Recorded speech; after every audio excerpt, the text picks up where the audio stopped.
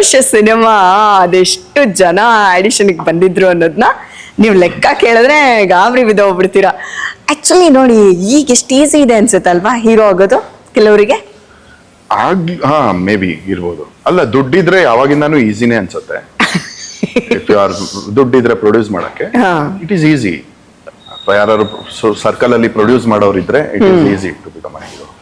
ಈಗ ನಿಮ್ಗೆ ನೋಡಿ, ಬ್ಯಾಕ್ ಗ್ರೌಂಡ್ ಅಲ್ಲಿ ಏನ್ ಅಪ್ಪ ಅಮ್ಮ ಯಾರು, ಫ್ಯಾಮಿಲಿಲಿ ಯಾರು ಇಲ್ಲ ಆತರ ಆರ್ಟಿಸ್ಟ್ಗಳಂತ.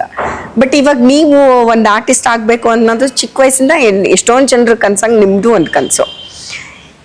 ಇಲ್ಲಿಗೆ ಒಂದು ಓಪನ್ ಅಪ್ ಅಂತ ಸಿಕ್ಕಿದೆ, ಅಥವಾ ಒಂದು ಸಣ್ಣದು ಎಷ್ಟೇ ಕಿಲೋಮೀಟರ್ ದೂರ ನಡೆದ್ರು ಒಂದು ಸ್ಟೆಪ್ ಇಂದಾನೆ ಶುರುವಾಗೋದು. First step ಯಾವ್ದಿತ್ತು? ಹೆಂಗಾಯ್ತದು? ಆ ಒಂದು ಸುಂದರವಾದ ಅಪಘಾತ ಹೆಂಗಾಯ್ತು? ಇದಕ್ಕೆ ಹೌದು, ಅದೇ ನನ್ನ ಸ್ಕೂಲಿಂದ ಎಂಕರೇಜ್ಮೆಂಟ್ ಅದೇ ಸಿಗ್ತಾ ಇತ್ತಲ್ಲ. ಅದು ಬಿಡಿ, ಇಂಡಸ್ಟ್ರಿಯಲ್ಲಿ ಅಸಿಸ್ಟೆಂಟ್ ಡೈರೆಕ್ಟರ್ ಆಗಿ ಸಮೀರ್ ಕುಲಕರ್ಣಿ ಅಂತ ನಮ್ಮ ಅರ್ಬನ್ ಲ್ಯಾಟ್ಸ್ ಮ್ಯೂಸಿಕ್ ಡೈರೆಕ್ಟರ್ ಅವರೇ. ಅವ್ರೊಂಥರ ನಂಗೆ ಮ್ಯೂಸಿಕ್ ಗುರು. ಫಸ್ಟ್ ನಮ್ ಕೈಲಿ ರ್ಯಾಪ್ ಎಲ್ಲ ಮಾಡಿಸಿದ್ದು ಅವ್ರು. ನಮ್ಮ ಮಾವನ್ ಫ್ರೆಂಡ್ ಅವರು. ಎಲ್ಲ ನಾನು ಓದಿದ್ದು ಹಾಸ್ಟೆಲ್ಲೇ ಓದಿದ್ದು, ಅಂದ್ರೆ ಸೀನಿಯರ್ಸ್, ಸೂಪರ್ ಸೀನಿಯರ್ಸ್. ಸೊ ಅವರು ಒಂದು ಶಾರ್ಟ್ ಫಿಲಮ್ ಮಾಡ್ತಾ ಇದ್ರು, ಕೀರ್ತಿ ಅಂತ. ಅಪ್ಪು ಫಿಲಮ್ ಅಲ್ಲಿ ಅಪ್ಪು ಅವ್ರ ತಂಗಿ ಕ್ಯಾರೆಕ್ಟರ್ ಮಾಡಿದಾರಲ್ಲ ಅವರು. ಶಿ ವಾಸ್ ಅವ್ರದ್ದು ಪ್ರೊಡಕ್ಷನ್ ಹೌಸ್. ಸೊ ನಮ್ಮ ಮಾವ ನಿಂಗೆ ಸಿನಿಮಾ ಅಂತೆಲ್ಲ ಕರ್ಕೊಂಡು ಹೋಗೋ ಅಂದ್ಬಿಟ್ಟು ನನ್ನ ಅಸಿಸ್ಟೆಂಟ್ ಡೈರೆಕ್ಟರ್ ಆಗಿ ಅವ್ರ ಒಂದು ಶಾರ್ಟ್ ಆರ್ಟಿಸ್ಟ್ ಆಗಲ್ಲ, ಅಸಿಸ್ಟೆಂಟ್ ಡೈರೆಕ್ಟರ್ ಆಗಿ, ಒಂದು ಶಾರ್ಟ್ ಫಿಲಮ್ ಅಲ್ಲಿ ಅಸಿಸ್ಟೆಂಟ್ ಡೈರೆಕ್ಟರ್ ಆಗಿ. ಆರ್ಟಿಸ್ಟ್ ಹೀರೋ ಬಾಂಬೆ ಇಂದ ಬಂದಿದ್ರು, ಯಾರೋ ಮಾಡೆಲ್. ನಾನು ಅಸಿಸ್ಟೆಂಟ್ ಡೈರೆಕ್ಟರ್ ಆಗಿ ಹೋಗಿದ್ದೆ. ಅಲ್ಲಿ ಒಂದು ವಾರ ನಂದಿ ಹಿಲ್ಸ್ ಅಲ್ಲಿ ವರ್ಕ್ ಮಾಡಿದೆ. ಸೊ ಅವಾಗ ಎಡಿಟಿಂಗ್ ರಿಪೋರ್ಟ್ ಬರ್ಕೊಳ್ಳೋದು. ಅವಾಗ ನೆಗೆಟಿವ್ ಕ್ಯಾಮ್ರಾ, ಈ ಡಿಜಿಟಲ್ ಎಲ್ಲ ಇದೆ.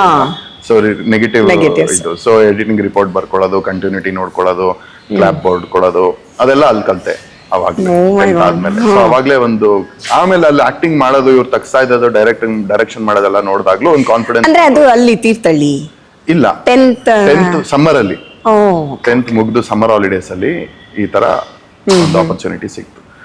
ಆಮೇಲೆ ಅಲ್ಲಿ ಆಕ್ಟಿಂಗ್ ಮಾಡಿಸ್ತಾ ತಗ್ಸ್ತಾ ಇದ್ದಿದ್ ನೋಡಿ ನನ್ಗೆ ಒಂಥರ ನಾನ್ ಮಾಡ್ಬೋದಲ್ಲ ಇದು ಈಸಿಯಾಗಿ, ನಾನು ಇನ್ನು ಚೆನ್ನಾಗಿ ಮಾಡ್ಬೋದಲ್ಲ ಅನ್ನೋದು ಒಂದು ಕಾನ್ಫಿಡೆನ್ಸ್ ಬಂದ್ಬಿಡ್ತು.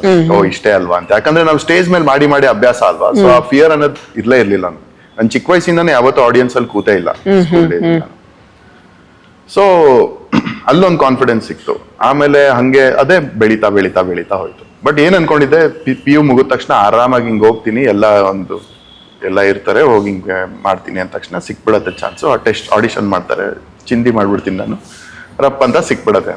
ಚೆನ್ನಾಗಿ ಸೈಕಲ್ ಹೊಡೆದೆ. ಸೀರಿಯಲ್ ಪ್ರೊಡಕ್ಷನ್ ಇದೆಲ್ಲ ದುಡ್ಡು ಕೇಳೋ. ಸಿನಿಮಾ ಮಾಡಿದ್ರು ಮಾಡ್ಬೋದು ಗುರು, ಸೀರಿಯಲ್ ಮಾಡೋದು ಆಗ್ಲೂ ಅಷ್ಟೇ. ಉದಯ ಟಿವಿ ಒಂದೇ, ಓನ್ಲಿ ಉದಯ ಟಿವಿ. ಜಿ ಅವಾಗ ಇನ್ನೂ ಬಂದಿರ್ಲಿಲ್ಲ. ಜಿ ಹೊಸ್ದಾಗ್ ಬಂದಾಗ್ಲೂ ಆಡಿಷನ್ಸ್ ಹೋಗಿದ್ದೆ, ಫೋಟೋ ಕೊಟ್ಟಿದ್ದೆ. ಯೂಟ್ಯೂಬ್ ಫಸ್ಟ್ ಸ್ಟಾರ್ಟ್ ಆದಾಗ ಅದಕ್ಕೂ ಆಡಿಷನ್ಸ್ ಹೋಗಿದ್ದೆ. ಅಲ್ಲಿ ಸ್ಕ್ರೀನ್ ಟೆಸ್ಟ್ ಹೋಗಿದ್ದೆ, ಅಲ್ಲೂ ಸೆಲೆಕ್ಟ್ ಆಗಿರ್ಲಿಲ್ಲ. ಹಂಗೆ ಆ ತರದ್ದು ಒಂದಷ್ಟು ಸೀರಿಯಲ್ಗಳಿಗೆ ಹೋಗಿದ್ದೆ. ದುಡ್ಡು ಕೇಳೋದು, ಅದು ಮಾಡೋದು, ಆ ತರದ್ದೆಲ್ಲಾನು ಅನುಭವಿಸಿದೀನಿ. ಅದೆಲ್ಲ ಆಗಿ ಮಠ ಸರ್, ನಾಗಾಭರಣ ಅವರ ಅಸೋಸಿಯೇಟ್ ಇದ್ರು, ಅವರು ನನಗೆ ಫಸ್ಟ್ ಸೀರಿಯಲ್ ಅಲ್ಲಿ ಚಾನ್ಸ್ ಕೊಟ್ರು. ಮಹಾಮಾಯಿ ಸೀರಿಯಲ್ ಅಲ್ಲಿ. ಅಲ್ಲಿ ಒಂದು 5 ಜನ ಫ್ರೆಂಡ್ಸ್ ಅಲ್ಲಿ ನಾನೊಬ್ಬ ಫ್ರೆಂಡ್ ಕ್ಯಾರೆಕ್ಟರ್ ಮಾಡಿದೆ.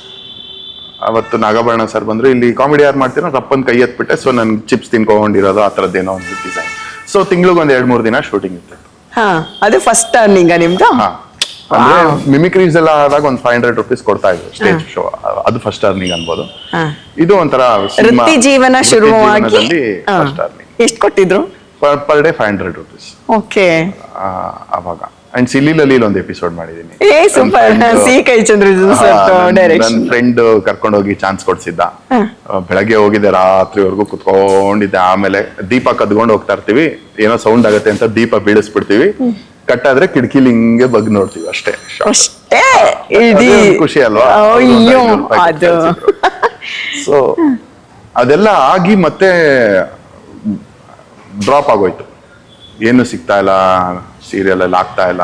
ಅವಾಗ ಮಠ ಸರ್ ಹೇಳ್ತಾ ಇದ್ರು, ಅವ್ರ ಸೀರಿಯಲ್ ಅಲ್ಲೇ ನೆಕ್ಸ್ಟ್ ನೆಲ ಮುಗಿಲಲ್ಲೂ ಒಂದು ಚಿಕ್ಕ ಕ್ಯಾರೆಕ್ಟರ್ ಕೊಟ್ರು. ಅಪ್ಪ ಅಂತ ಒಂದು ಸೀರಿಯಲ್ ಮಾಡಿದ್ರು, ಅದ್ರಲ್ಲೂ ಒಂದು ಚಿಕ್ಕ ಕ್ಯಾರೆಕ್ಟರ್ ಕೊಟ್ರು. ಅವ್ರು ನನ್ಗೆ ಹೇಳ್ತಾ ಇದ್ರು, ಹೇಳೋರು ತಲೆ ಕೆಡ್ಸ್ಕೊಂಬಿಡಕಂದ, ಒಂದಿನ ಇವರೆಲ್ಲ ನಿನ್ ಮನೆ ಮುಂದೆ ಬರ್ತಾರೆ, ಇವರೆಲ್ಲ ನಿನ್ ಡೇಟ್ಸ್ ಕಾಯ್ತಾರೆ ಕಂದ, ಧೈರ್ಯವಾಗಿರೋ ಕಂದ ಅಂತ ಅವ್ರು ಒಂಚೂರು ಸಮಾಧಾನ ಮಾಡೋರು ನಂಗೆ. ಅಂಡ್ ನಾನು ಅಷ್ಟೊಂದು ತಲೆ ಕೆಡ್ಸ್ಕೊಂತಾ ಇರ್ಲಿಲ್ಲ. ನಾನು ಒಂಥರ ಮೌಲ್ಡ್ ಆಗ್ಬಿಟ್ಟಿತ್ತು ಅಷ್ಟರಲ್ಲಿ. I was not too sensitive to pine.